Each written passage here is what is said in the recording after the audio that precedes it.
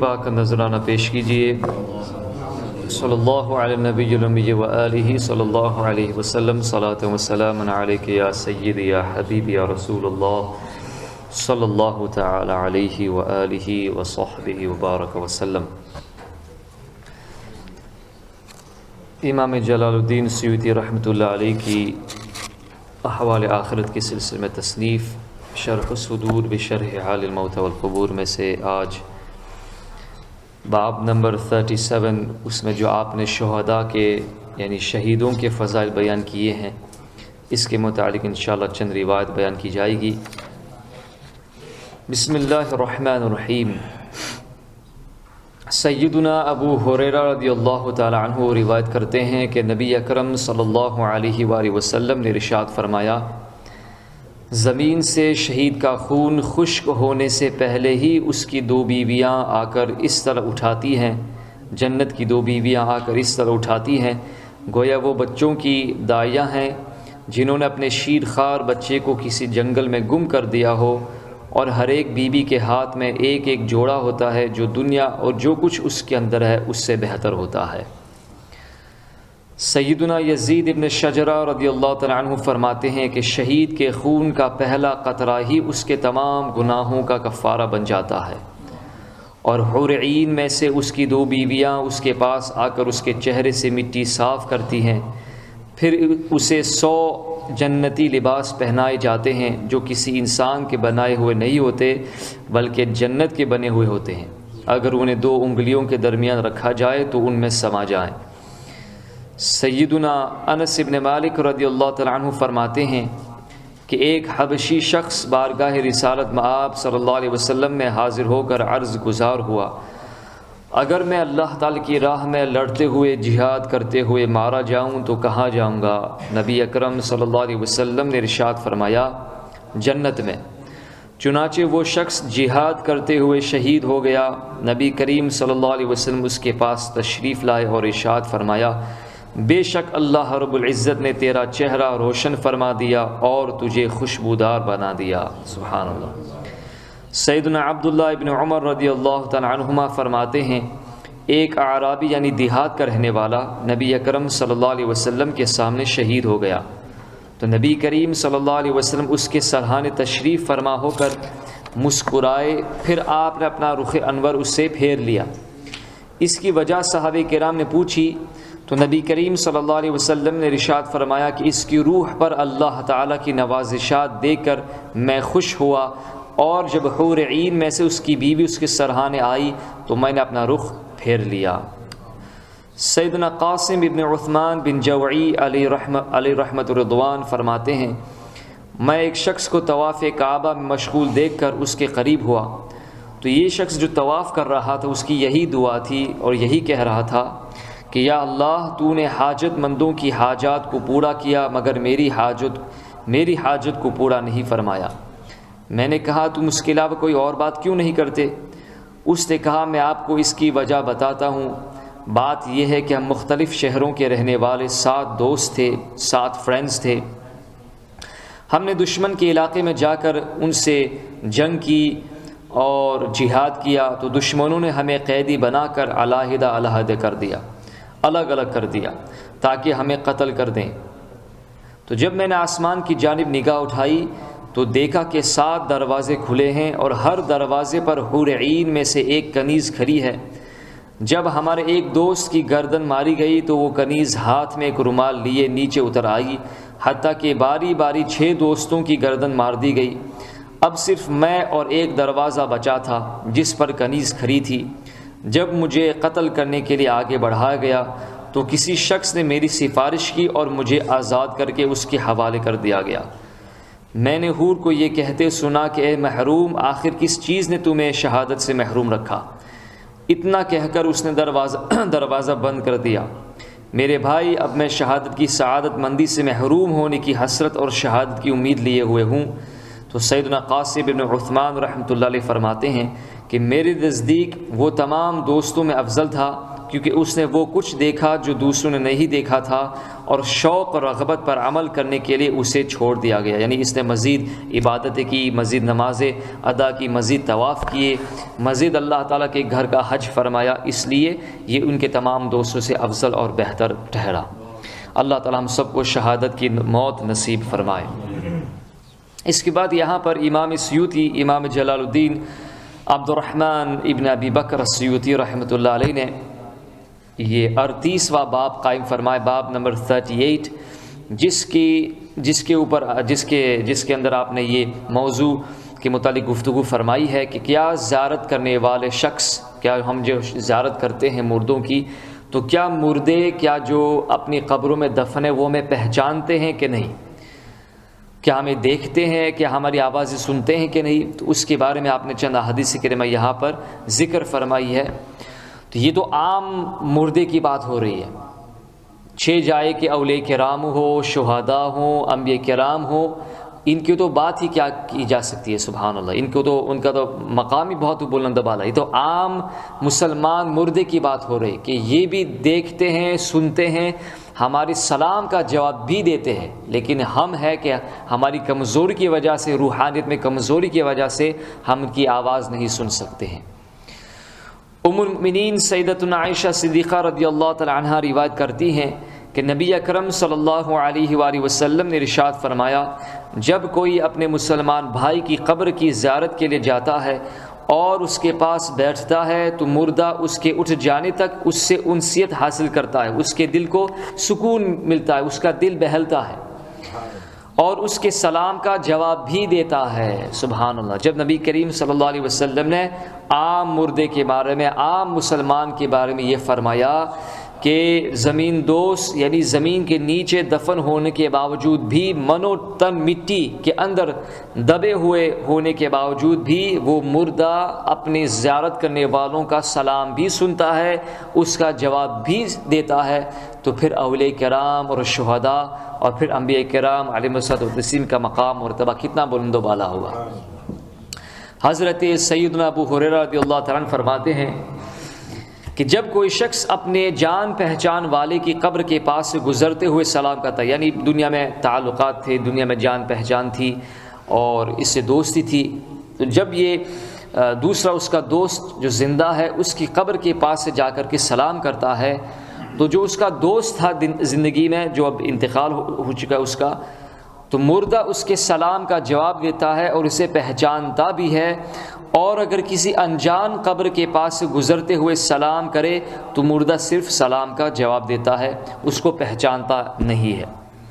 سیدنا عبداللہ بن عباس رضی اللہ تعالی عنہما فرماتے ہیں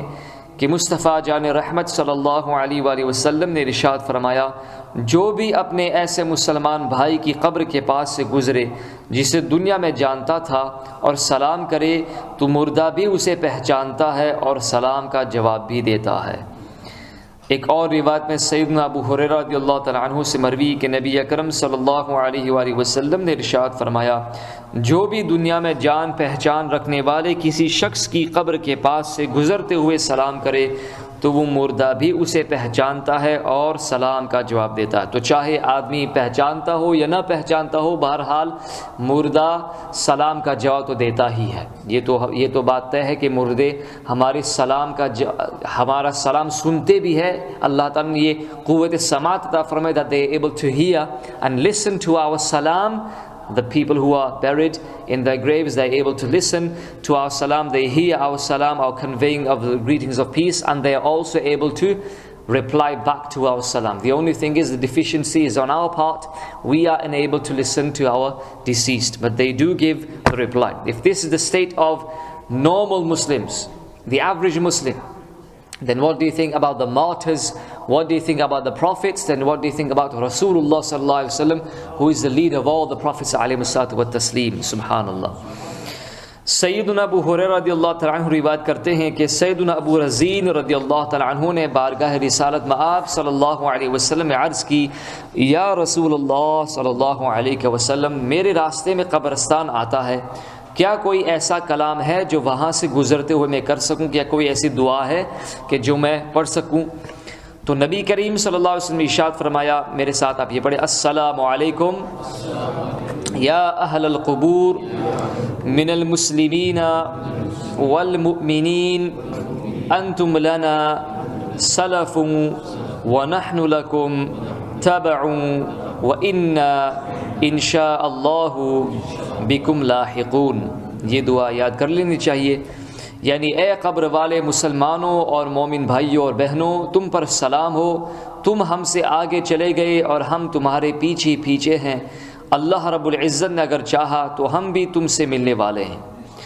سیدنا ابو رزین رضی اللہ تعالی عنہ نے عرض کی، یا رسول اللہ صلی اللہ علیہ وسلم، کیا وہ سنتے ہیں؟ ارشاد فرمایا، ہاں سنتے ہیں، مگر جواب دینے کی طاقت نہیں رکھتے۔ یہ اس روایت میں یہ فرمایا کہ جواب دینے کی طاقت نہیں رکھتے ہیں۔ ہاں دوسری روایت میں ہمیں یہ پتہ چلتا ہے کہ وہ جواب دیتے ہیں لیکن ہمارے پاس سننے کی طاقت نہیں ہے، اس لیے ہم ان کا جواب نہیں سنتے ہیں۔ لیکن جو اولیاء کرام ہے، جو صاحب کشف ہے، جن کی روحانیت اتنی پاکیزہ ہے، تو وہ بھی جب مردوں کے پاس جاتے ہیں تو وہ بھی ان کا سلام سنتے ہیں۔ سبحان اللہ۔ اے ابو رزین، کیا تم اس پر خوش نہیں ہے کہ ان کی تعداد کے برابر فرشتے تمہیں جواب دیں گے؟ یعنی چلو انہوں نے اگر جواب بالفرض نہیں دیا تو یقیناً اللہ تعالیٰ کی فرشتے تو ضرور تمہیں اس کا جواب دیں گے۔ سبحان اللہ۔ تو یہاں پر امام سیوطی رحمۃ اللہ فرماتے کہ وہ جواب دینے کی طاقت نہیں رکھتی، اس کا مطلب یہ ہے کہ ایسا جواب نہیں دے سکتے جسے انسان اور جنات سن سکے، ورنہ وہ جواب تو دیتے ہیں۔ یہ امام سیوطی نے بات بیان فرمائی، یعنی جواب دیتے ہیں لیکن ایسا جواب نہیں دیتے ہیں کہ جس کو عام انسان سن سکے۔ ہاں یہ جانور جو ہیں اور دوسری جو مخلوقات ہیں، فرشتے بھی ہیں اور صاحب کشف جو بزرگ ہوا کرتے ہیں، جو پاک روح رکھنے والی شخصیات ہیں، صالح بندے، وہ بھی ان کا جواب سنتے ہیں۔ ام المؤمنین سیدتنا عائشہ صدیقہ رضی اللہ تعالی عنہا فرماتی ہیں کہ میں حجرہ مطہرہ میں زیارت کے لیے جاتی تو نقاب اور حجاب کا لحاظ نہ کرتی اور دل میں کہتی تو وہاں تو میرے والد ہے اور وہاں پہ میرے عظیم شوہر تشریف فرما۔ یعنی وہ فرماتی ہیں کہ جب نبی کریم صلی اللہ علیہ وسلم کو میرے حجرے میں آپ کو آرام کرنے کے لیے لٹا دیا گیا، نبی کریم صلی اللہ علیہ وسلم کو آرام فرمانے کے لیے میرے حجرے میں دفن کیا گیا، تو اس وقت میں آرام سے جاتی تھی، نہ اتنا پردے کا لحاظ ہوا کرتا، کیونکہ میں جانتی تھی کہ آپ نبی کریم صلی اللہ علیہ وسلم حیات ہیں اور آپ میرے عظیم شوہر ہیں۔ اور جب اس کے بعد نبی کریم صلی اللہ علیہ وسلم کے بعد حضرت ابوبکر صدیق رضی اللہ تعالیٰ عنہ کا وصال ظاہری ہوا، تو ان کو بھی نبی کریم صلی اللہ علیہ وسلم کے قدمین شریفین میں گنبد خضرا شریف، اس وقت گنبد خضرا شریف نہیں تھا لیکن آج کے اعتبار سے بیان کر رہا ہوں، تو نبی کریم صلی اللہ علیہ وسلم کے قدمین شریفین کے ساتھ آپ کو سپرد خاک کیا گیا، آپ کو آرام کرنے کے لیے لٹا دیا گیا۔ تو اس وقت بھی میں اتنا پردے کا لحاظ نہیں کرتی، کیونکہ ظاہر سی بات ہے چار دیواری ہے اور میرے نبی کریم صلی اللہ علیہ وسلم بھی تشریف فرما ہے اور حضرت ابوبکر صدیق بھی تشریف فرما، یعنی یہ ان کا خیال دیکھیں کہ یہ بھی ان کا بھی عقیدہ ہے کہ یہ لوگ زندہ ہیں، ورنہ یہ تصور کیا کیا جاتا کہ یہ میرے شوہر ہیں، میرے والد بزرگوار ہیں، تو اس لیے یعنی یہ کوئی لفظ کہنے کی ضرورت کیوں پڑتی ہے؟ یہ ان کا عقیدہ تھا کہ یہ حضرات بھی زندہ ہیں اور یہ معاملات جو دنیا میں تھے، یعنی نبی کریم صلی اللہ علیہ وسلم میرے شوہر نامدار تھے اور حضرت مسلم میرے والد بزرگوار تھے، تو جس طریقے سے والد کے سامنے بھی اور شوہر کے سامنے بھی اتنی پردے کی بات نہیں ہوتی ہے، تو میں بھی اسی انداز سے جایا کرتی تھی۔ لیکن جب حضرت امیر المؤمنین عمر فاروق اعظم رضی اللہ تعالیٰ عنہ کو وہاں دفن کیا گیا تو ان سے حیا کی وجہ سے سر تاپا پردہ کر کے میں جانے لگتی تھی۔ سبحان اللہ۔ اس کے بعد میں خوب سر سے لے کر کے پاؤں تک پردہ کر کے وہاں پر جایا کرتی تھی، کیونکہ ان کا عقیدہ تھا کہ جس طریقے سے یہ حضرات دنیا میں بھی زندہ تھے، آج بھی اپنے مزارات مطہرہ میں زندہ ہے، ہمیں دیکھتے ہیں، اس لیے تو وہ پردہ فرماتی تھی رحمۃ اللہ علیہ ورضی اللہ تعالیٰ عنہ۔ سبحان اللہ، کیا پیارا عقیدہ ہمیں عطا فرمایا۔ یہ مستدرک حاکم کی روایت ہے اور مسند امام احمد بن حنبل کی روایت ہے۔ حضرت سیدنا عبداللہ بن عمر رضی اللہ تعالیٰ عنہما فرماتے ہیں کہ حضور نبی اکرم صلی اللہ علیہ وسلم غزوہ احد سے واپسی پر حضرت مصعب ابن عمیر اور دیگر شہداء کی قبروں پر کھڑے ہوئے۔ غزوہ احد میں بہت سارے صحابہ کرام کو شہید کر دیا گیا تھا، جن میں نبی کریم صلی اللہ علیہ وسلم کے چچا حضرت امیر حمزہ رضی اللہ تعالیٰ عنہ کو شہید کیا گیا تھا، حضرت مصعب بن عمیر جو یوں سمجھیے کہ مدینہ شریف کے سب سے پہلے مبلغ ہیں اسلام کے، جن کی وجہ سے اللہ تعالیٰ نے مدینہ شریف میں اسلام کی بہاریں عطا فرمائی تھی۔ ان کی محنتوں کی وجہ سے، ان کی ترویج و اشاعت اور تبلیغ کی وجہ سے بہت سارے مدینہ شریف کے گھرانے مسلمان ہو چکے تھے۔ تو حضرت مصعب بن عمیر رضی اللہ تعالیٰ عنہ ان کو بھی شہید کیا گیا، حضرت عبداللہ بن جحش ان کو بھی شہید کیا گیا، اور بھی دیگر صحابہ کرام جلیل قدر صحابہ کرام کو اس جنگ میں، جو دوسری عظیم جنگ تھی، اس میں شہید کر دیا گیا تھا۔ تو نبی کریم صلی اللہ علیہ وسلم ان کی قبروں پر کھڑے ہوئے، جب ان کو دفن کر دیا گیا، نبی کریم صلی اللہ علیہ وسلم ان کے قبر کے سرحانے قبر کے پاس کھڑے ہوئے اور ارشاد فرمایا کہ میں گواہی دیتا ہوں کہ تم اللہ تعالیٰ کی یاد زندہ ہو۔ نبی کریم صلی اللہ علیہ وسلم نے ان کو خطاب کیا، تم اگر یہ مردے ہو چکے ہیں، نام سے سن سکتے ہیں، تو تم لفظ کہنے کی کیا ضرورت پڑتی ہے؟ تم اسی کو کہا جاتا ہے جو سنتا بھی ہو، جو سامنے بھی ہو، جو ہماری بات کا مشاہدہ بھی کرتا ہو اور سن بھی سکتا ہو۔ تو نبی کریم صلی اللہ علیہ وسلم شہدائے احد کے سامنے یہ بتایا کہ میں اللہ کو گواہ بناتا ہوں، اور میں اللہ تعالیٰ کی بارگاہ میں گواہی دیتا ہوں کہ قسم خدا کی تم زندہ ہو، تم مردہ نہیں ہو، تم زندہ ہو، آج بھی تم اپنے مزارات میں زندہ ہو۔ پھر نبی کریم صلی اللہ علیہ وسلم صرف یہ بات نہیں بیان فرمائی، ہمیں ارشاد فرمایا کہ ان کی زیارت کیا کرو، ان شہداء احد کی زیارت کیا کرو اور انہیں سلام کیا کرو، اس ذات کی قسم جس کے قبضے قدرت میں میری جان ہے، قیامت تک جو بھی انہیں سلام کرے گا یہ تمام شہداء اس کے سلام کا جواب ضرور دیں گے۔ یہ کمزوری اور یہ قصور ہمارا ہے، ہماری روحانیت کا ہے کہ ہم ان کا سلام نہیں سنتے ہیں۔ جو بھی شہداء کی بارگاہ میں، شہداء بدر ہو یا شہداء احد ہو، شہداء کربلا ہو، یا کسی بھی مسلمان شہید کی قبر کے پاس جائیں اور ان کے پاس، یہ خصوصیت نبی کریم صلی اللہ علیہ وسلم ان کے بارے میں بھی بطور مزید فضیلت کے طور پر نبی کریم صلی اللہ علیہ وسلم ان کے بارے میں بیان فرمائی۔ اور امام نبہانی رحمۃ اللہ نے یہ بیان فرمایا کہ ایک روایت ہمیں پہنچی کہ ایک خاتون تھی جو ان کے پاس آئی سلام کرنے کے لیے، اور یہ کہا کہ نبی کریم صلی اللہ علیہ وسلم سے ہم نے یہ بات سنی تھی کہ جو بھی سلام کرتا ہے ان شہداء کو تو وہ شہداء اس کے سلام کا جواب دیتے ہیں، تو میں بھی آپ کی بارگاہ میں سلام کرنے کے لیے آئی ہوں۔ تو یہ کہنا تھا کہ حضرت سید الشہداء امیر حمزہ رضی اللہ عنہ کے قبر انور سے سلام کا جواب بھی آیا، اور اس خاتون کے لیے جنت کی بشارت اور اسے خوشخبری بھی عطا فرمائی۔ ان کا نام تھا سیدتنا فاطمہ خزاعیہ رضی اللہ تعالیٰ، ان کا واقعہ امام نبہانی رحمۃ اللہ علیہ نے جامع کرامات الاولیاء میں نقل فرمایا ہے۔ سبحانہ۔ تو آج بھی اگر اللہ تعالیٰ نے ہمیں یہ سعادت عطا فرمائی، اللہ تعالیٰ ہم سب کو وہاں پر بار بار شہداء احد کی بارگاہ میں سلام پیش کرنے کی سعادت عطا فرمائے نبی کریم صلی اللہ علیہ وسلم کی بارگاہ کے وسیلے سے، تو ضرور آپ ان کے مزاشی پر جاتے رہیں اور ضرور ان کی بارگاہ میں سلام کیا کریں۔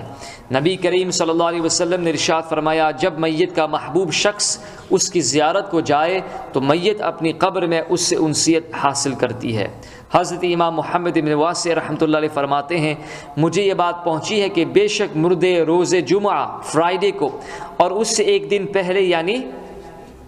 جمعرات کو، تھرسڈے کو، اور ایک دن بعد یعنی سیٹرڈے کو اپنے زائرین کو پہچانتے ہیں۔ یعنی یہاں پر علماء کرام بیان فرمایا کہ تھرسڈے اور فرائیڈے اور سیٹرڈے کو اللہ تعالیٰ مسلمان مردوں کو زیادہ طاقت عطا فرماتا ہے کہ وہ زیادہ ان کو پہچانتے ہیں، سبحان اللہ، اور زیادہ ان کو فیض بھی پہنچاتے ہیں، تھرسڈے، فرائیڈے اور سیٹرڈے، سبحان اللہ۔ یہاں تک کہ یہ بات نقل کی جاتی ہے کہ حضرت سے ضحاک رحمۃ اللہ علیہ فرماتے ہیں، جو ہفتے کی دن سیٹرڈے کو طلوع آفتاب سے پہلے، سن رائز سے پہلے کسی قبر پر جائے تو مردہ اس کے آنے کو جان لیتا ہے۔ پوچھا گیا وہ کیسے؟ فرمایا جمعے کی برکت سے، جمعے کی عظمت و فضیلت سے اس کے پاور میں اور زیادہ اضافہ ہو جاتا ہے، سبحان اللہ۔ تو اللہ تعالی ہم سب کو اپنے مردوں کی زیارت کرنے کی توفیق عطا فرمائے، ان کے لیے زیادہ سے زیادہ ایصال ثواب کرنے کی سعادت عطا فرمائے۔ اللہ تعالی ہمارے تمام مرحومین کو عذاب قبر سے محفوظ و مامون فرمائے، ان کے تمام صغائر کبائر گناہوں کو معاف فرمائے، آمین رب العالمین۔